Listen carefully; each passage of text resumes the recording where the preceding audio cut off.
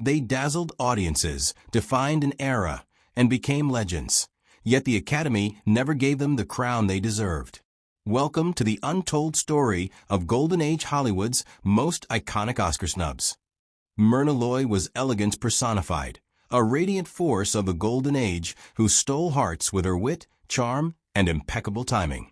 Known best for her role as Nora Charles in the Thin Man series, she proved that a woman could be sophisticated and sharp, all while sipping martinis and solving mysteries. Loy appeared in over 120 films, transitioning seamlessly from exotic femme fatale in the silent era to beloved heroines of the 1930s and 40s. She was so admired that she earned the nickname, the First Lady of the Screen. But despite her widespread popularity and critical acclaim, the Academy never nominated her for a single competitive Oscar. Why? Some say she was simply too subtle for the flashier tastes of Oscar voters, who often overlooked comedic and nuanced performances. Others blamed the industry's biases against women in comedic or romantic roles. It wasn't until 1991, decades after her prime, that she received an honorary Oscar. By then, the recognition felt like too little, too late. Myrna Loy was more than deserving. She was unforgettable, and the Oscars missed their chance to honor her in her golden years. Edward G. Robinson wasn't just a star, he was a powerhouse. With his sharp features, piercing eyes, and commanding voice, he defined the gangster archetype in classics like Little Caesar and Key Largo. But Robinson was far more than a mob boss caricature. He was a versatile actor who tackled roles in film noir, war dramas, and even biblical epics with unmatched depth. Over a career that spanned more than 5 decades and over 100 films, Robinson consistently delivered unforgettable performances. Yet, in a twist worthy of Hollywood itself, he was never even nominated for a competitive Oscar. His absence from the nominee list baffles critics to this day. Was it typecasting? Politics? Or perhaps the Academy simply took his brilliance for granted? Robinson was also an outspoken advocate for civil rights and a vocal critic during politically tense times, which might have made him a risky choice for Oscar recognition.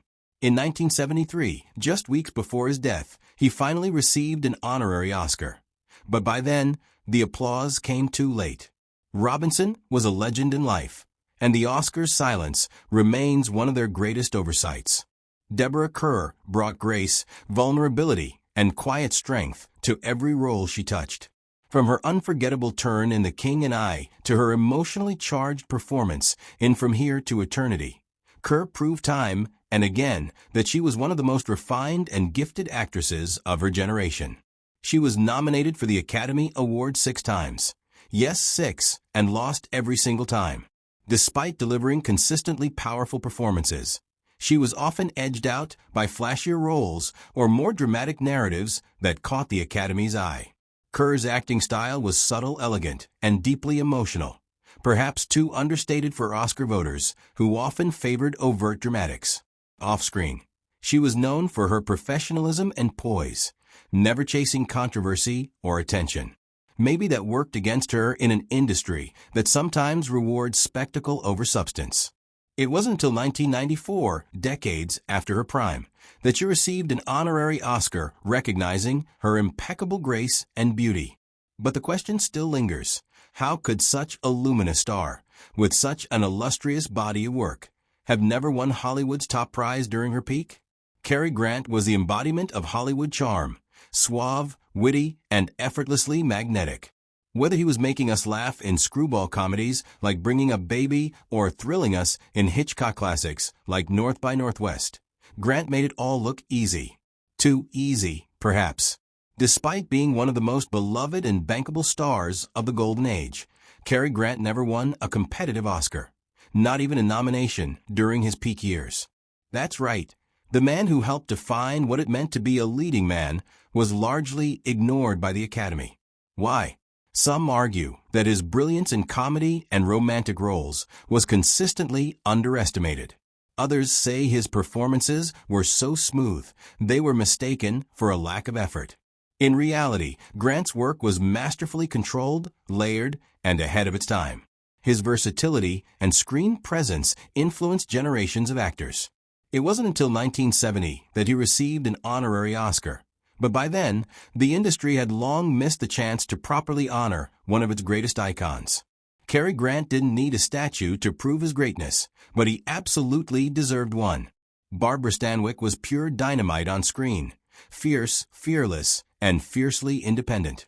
From her chilling role in Double Indemnity to her raw performance in Stella Dallas, Stanwyck brought unmatched emotional intensity and complexity to her characters.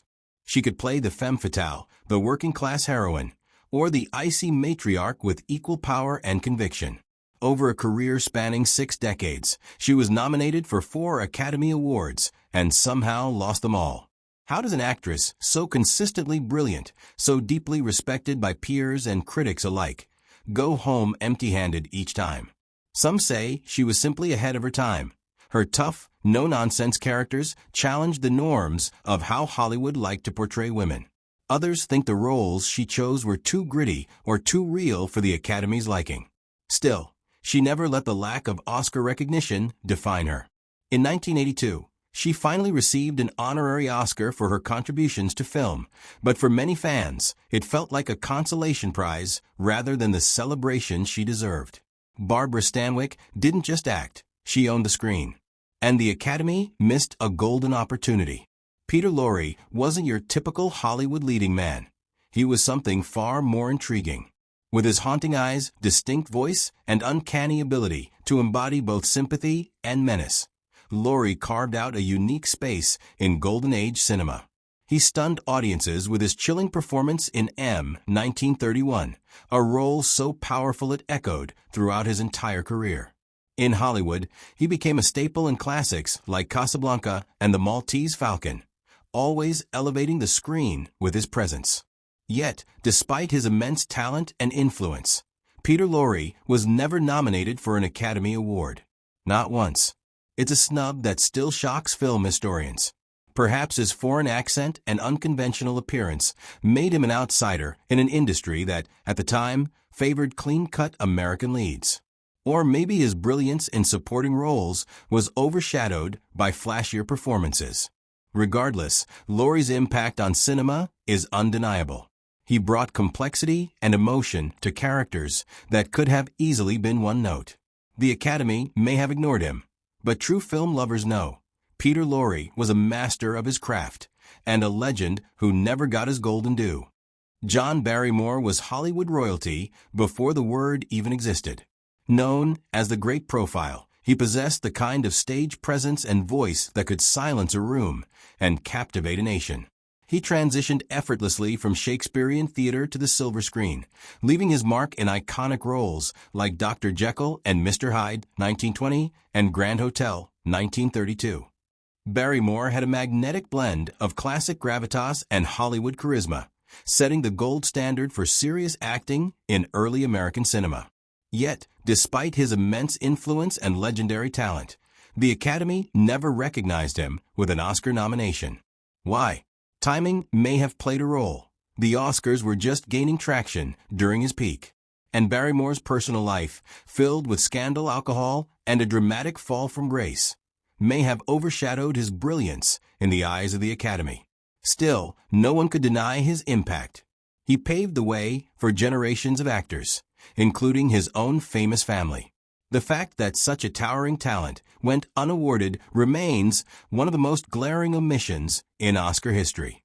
John Barrymore wasn't just a star, he was a foundation. Marlene Dietrich was more than a star. She was an icon, a trailblazer who redefined femininity and glamour on screen.